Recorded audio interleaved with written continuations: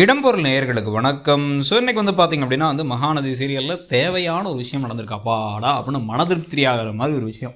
ஏன்னா இந்த யமுனா நிவின் வந்ததுக்கப்புறமா கதையில் தேவையில்லாமல் நல்லா இருந்த விஜயும் காவேரிக்கும் இடையில் ஒரு விரிசலை போட்டுவிட்டு அவங்க ரெண்டு பேர்த்தையும் பிரிச்சுவிட்டு ஒருத்தர் மனசில் இன்னொருத்தரை நினச்சிக்கிட்டு இருந்தாலும் அதை வெளில சொல்ல முடியாமல், அதே சமயத்தில் நிறைய மிஸ் அண்டர்ஸ்டாண்டிங். நிவின் கிட்டக்கு எதுக்கு இவர் சொன்னாருன்னு ஒரு கோபம் அவங்களுக்கு, நிவினை போய் ஏன் பார்க்க போனாங்க இவங்க அப்படின்னு சொல்லிட்டு இவருக்கு கோபம். அந்த கோபம் ஆத்துறதுனால நிறைய விஷயங்கள் வெளில தெரியாமலே போயிடுச்சு.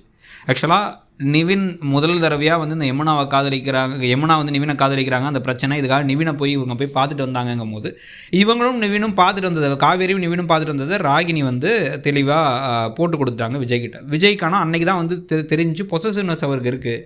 தன்னுடைய மனைவி அந்த நிவின்கிட்ட பேசுகிறது அவருக்கு சுத்தமாக பிடிக்கல, ஏன்னா காதல் வந்துருச்சு அப்படிங்கிறது அவருக்கு தெரிஞ்சு. ஆனால் அந்த கோபத்தில் அவர் எரிஞ்சு விழுந்ததுனால தான் இந்த யமுனாவோட மேட்ரை காவேரி சொல்லவே இல்லை இவங்க விஜய்கிட்ட. இல்லைனா அப்போவே சொல்லியிருப்பாங்க, சொல்லி விஷயம் கொஞ்சம் முடிஞ்சிருக்கும். அதுக்கப்புறம் பார்த்திங்க அப்படின்னா இப்போ நிஜமாகவே நிவினும் காவேரியும் காதலிக்கிறாங்களோன்னு யமுனா முடிவு பண்ணி இப்போ ஒவ்வொரு விஷயமா பண்ணி கடைசியில் மாத்திரையை சாப்பிட்டு ஹாஸ்பிட்டல் போகிற அளவுக்கு நிலைமைக்கு வந்தாச்சு.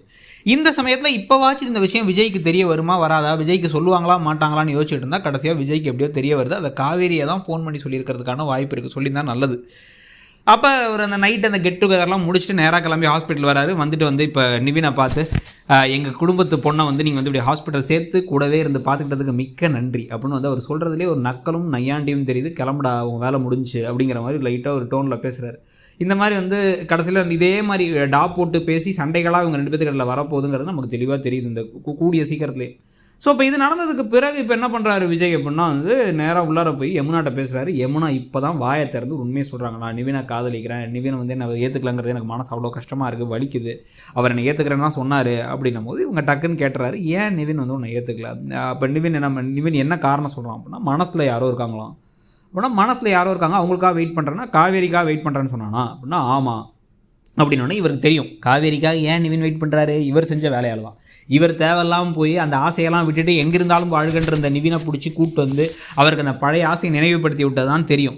அந்த சமயத்தை டக்குன்னு யமுனா ஒரு நல்ல விஷயமா என்ன சொல்கிறாங்கன்னா, ஆனால் காவேரிக்கு அக்கா ஹோப் கொடுக்காம எப்படி அது நடக்கும் அப்படின்னு நான் யோசிச்சா. ஆனால் என்ன நடந்துருச்சுன்னா, தெளிவாக காவேரி அக்கான்ட்ட சொல்கிறா, எனக்கு நிவின் மேலே எந்த எண்ணமும் கிடையாது, அது முடிஞ்சிருச்சு, அந்த சாப்டர் முடிஞ்சு, திருப்பி நான் நிவின் கூட சேர வாய்ப்பே இல்லைன்னா அடித்து சத்தியம் பண்ணி சொல்கிறா அப்படின்னோடனே இப்போ அவருக்கு சந்தோஷமாயிடுது. இந்த சந்தோஷத்தோடவே நேராக கிளம்பி போய் நான் தான் நிவின்கிட்ட சொன்னேன், நான் தப்பு பண்ணிட்டேன், இதுக்கப்புறம் நான் அதை சொல்லியிருந்துருக்கக்கூடாதுன்னு சொன்னால் பரவாயில்ல. ஆனால் இப்போ அதுக்கு பதிலாக வேறு என்ன நினைப்பாருன்னா, பிறந்த நாள் வரட்டும், அது வரைக்கும் எதையுமே சொல்லாமல் இருந்து அன்னைக்கு வீடை பரிசாக கொடுத்து அப்போ சொல்லுவோம் அப்படின்னு நினச்சிட்டு இருக்காரு.